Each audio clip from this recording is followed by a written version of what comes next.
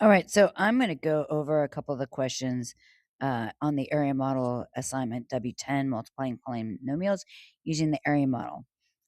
Hopefully, we're getting more and more used to this now. I'm going to zoom in just so that it's a little bit easier to see. So, all I'm looking for here is to take I'm doing the multiplication of the length times the width, or we can say this is the width and this is the length. I'm multiplying the two side lengths. So 4x squared times 2. Now, in this box here, normally if both sides have an x, this area is going to be one exponent higher. Since there's no exponent with the 2, I just need to multiply the 2 times the 4, which is going to give me the 8. And then that x squared is going to stay the same. That's not going to change. I'm going to do the same thing with this next box. Now this box side length is 3, and this width here is going to be the same as 2. So I'm going to do 3 times 2, which is going to give me 6. And it's positive 6. So now when I write the product, all I'm going to do is just add those two numbers. Now, again, we're not combining anything here because there's no like terms here. So I'm just going to combine them with an addition in the middle. So that's all we're doing on this one, especially when we have a single term like this. So I'm going to submit that. Now I'm going to go to another level just so that we can talk about where we're really going with this. Now this is two binomials. We're taking the product of these two binomials. Now notice I have two p's here and two p's here. So using the exponent rules, when I'm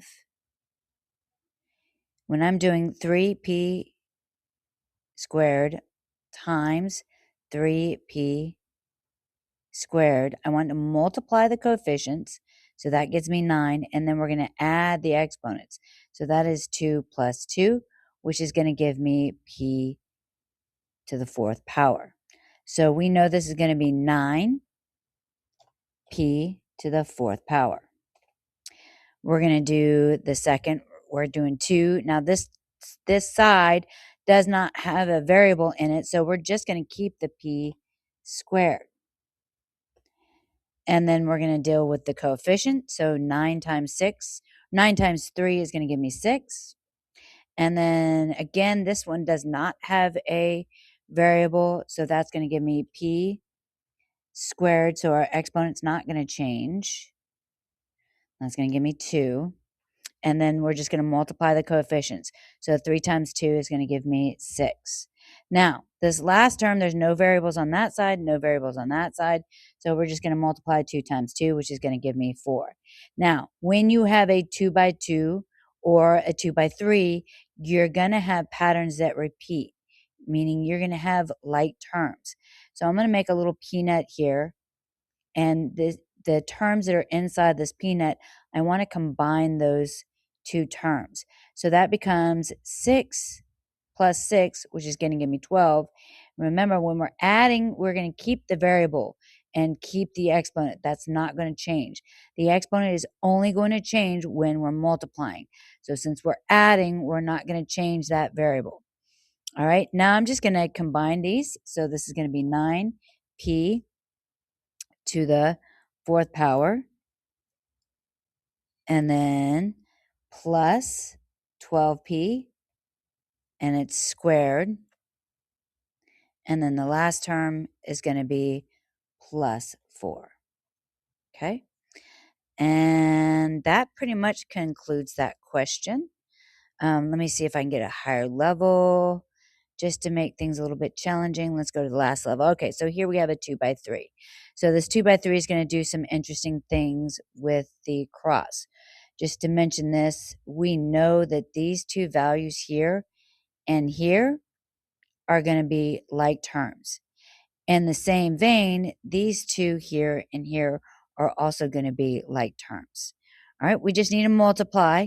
So remember, if this is 2, everything in this row is going to be 2 higher in terms of our variable. So in other words, that variable on top is a squared, so now it's going to be a to the fourth power. This is a to the 1 power, so that 2 more is going to become a to the third power. And then since there's no a on this, that's just going to give me a squared. Now I'm going to go through and deal with the coefficients.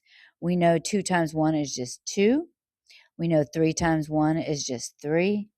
And we know 4 times 1 is just 4. Now, just why I'm saying times 1 is because when there's no number in front of that variable, we know that the coefficient is 1. All right, so this is 1 down here. So all of these areas down here are going to be exactly the same as above.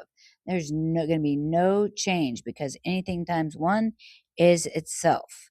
So that's 2a squared, that is 3a, and that is 4. Now, as you noticed, so this one's kind of interesting because look there.